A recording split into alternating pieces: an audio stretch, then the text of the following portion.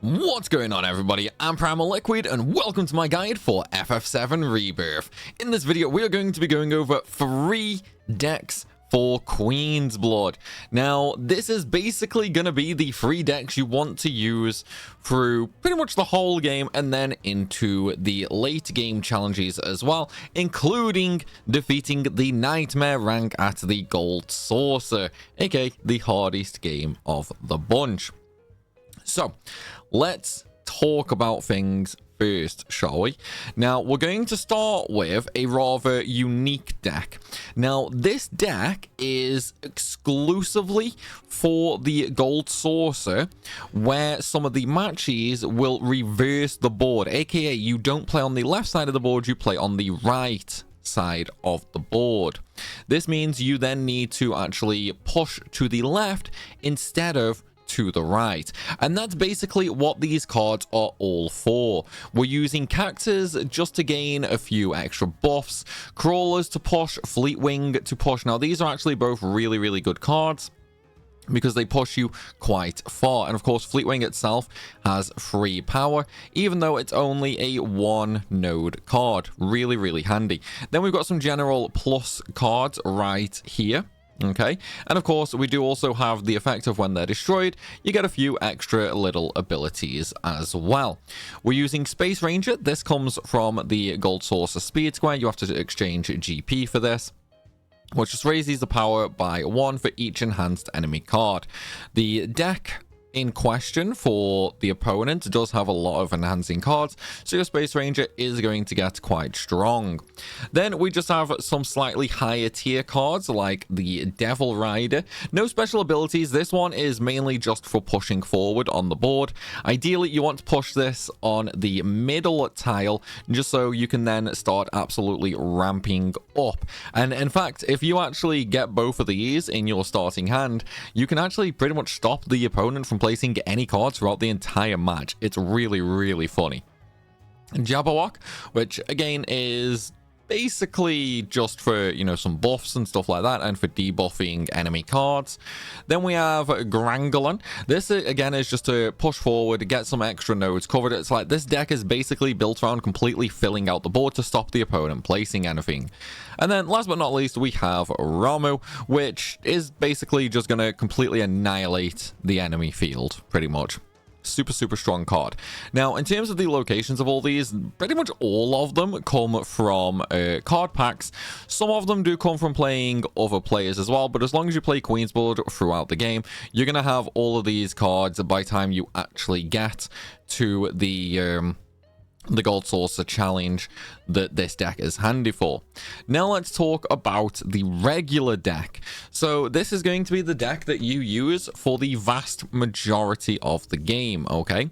Now till about chapter 7, chapter 8, you don't really need to think too much about what cards you actually use, okay? Queen's Blood before then is very easily, and it's only the later opponents that really start actually making you think about what deck you're going to use.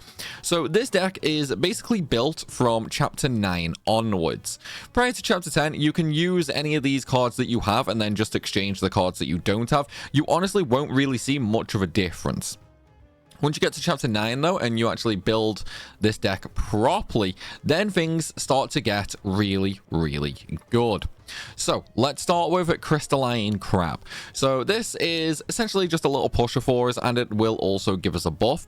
We have Ignalisk, again a little pusher for us, but it's mainly for the buffing abilities that we want. Then we have Kapaiwire.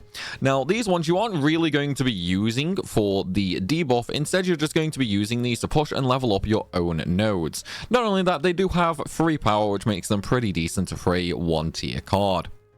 Fright Flower, again, is just for pushing.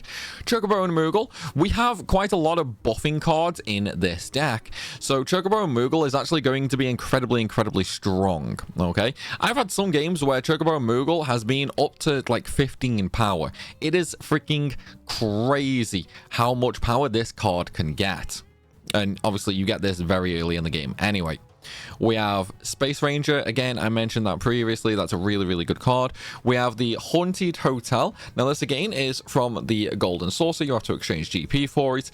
The entire premise of this card is to massively boost your own power. As you can see, it's got 4 red squares, and each of those will gain a 2 power boost, giving you a total power boost of 8. Freaking crazy good if you can get this placed on your first middle tile. Then we have Loveless, another card from the Golden Sorcer. Now, when this is played, it raises the power of all enemy and allied cards on the affected tiles by 1. So this can raise enemy power as well. What you want to do is you want to ideally get this on your second middle tile, and then try and control the first 3 nodes on top, middle, and bottom rows. This way, only you will benefit from this card, and it will give you an insane boost of 8 again. We have Zemzalet. So this is a pretty decent spreading card. It'll give you a lot of nodes, and it will also increase an allied tile by 3 power as well. Super, super handy. We have Sholopod. Again, it's just a spreading card. It will raise the power of your own cards as well by 4, making it an exceptionally good card to place it down towards the bottom. We have Titan. Now, Titan is a really, really fun one. Ideally, what's going to happen when you play these cards is you get either a crystalline crab or a copper wire. Now, no matter which one you get, ideally you're going to get the crystalline crab, but what you would really want to do is place the crystalline crab on the lower left section, and then place Titan on your middle section. Okay, likewise, what this will then do is the top tile will be up to a 3-star node, and the middle tile will be a 2-star node. And then you can just throw in, you know, something like a Zemzalet to really start spreading, a Moogle Trio, and so on and so forth.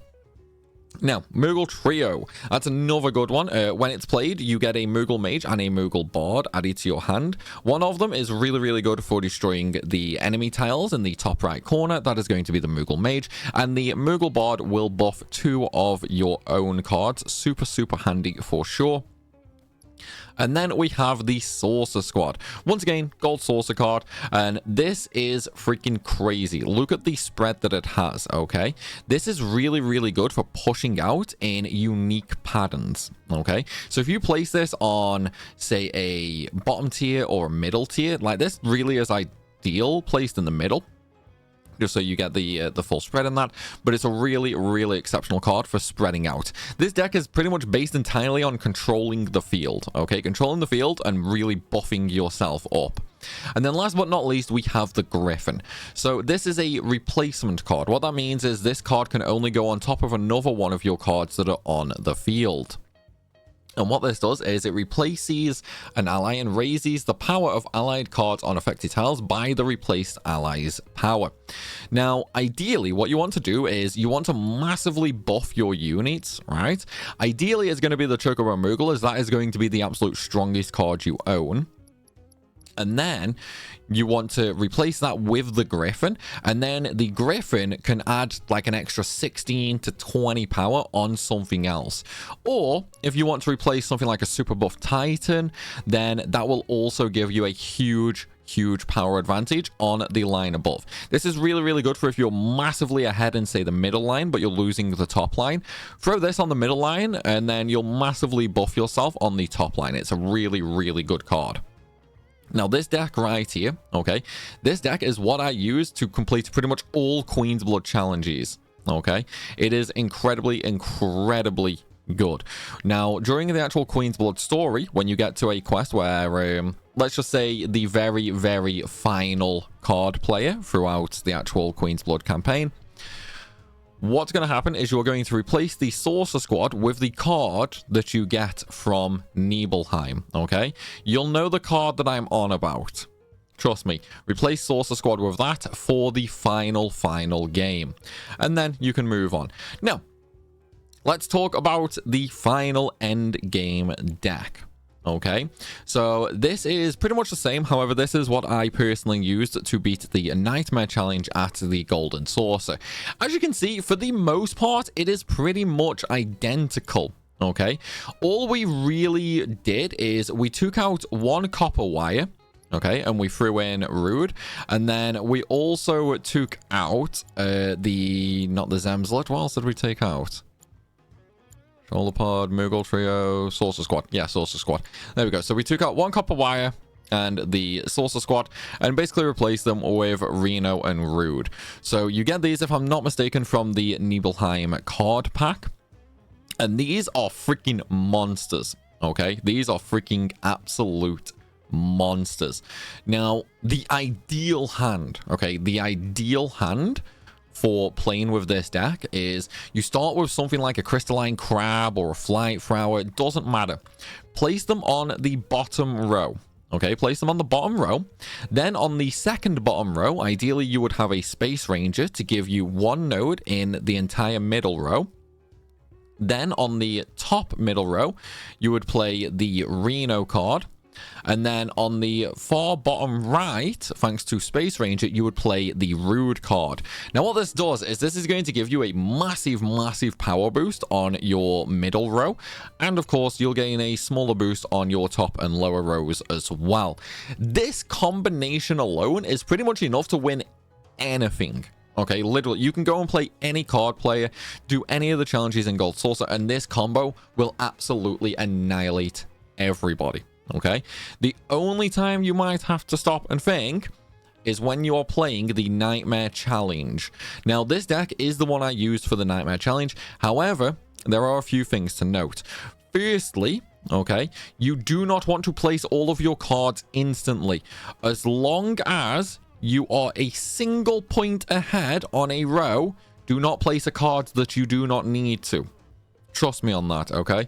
That is all you need to know for the Nightmare Challenge. And this deck absolutely destroys it. The first couple of rounds, you can get away with just placing something like a Copper Wire or a Fright Flower, you know what I mean? You want to keep your points low, but ahead. Save as many cards as possible for the final round of that fight, and you will very easily crush it. But though, guys, that is going to be it for this video. I hope you guys have enjoyed it, and I really hope it has helped. If it has, then please be sure to smash that like button and drop a comment down below. And of course, if you're new around here, make sure you hit that subscribe button so you don't miss out on any more content. As always, though, everybody, thanks for watching, and I'll see you soon.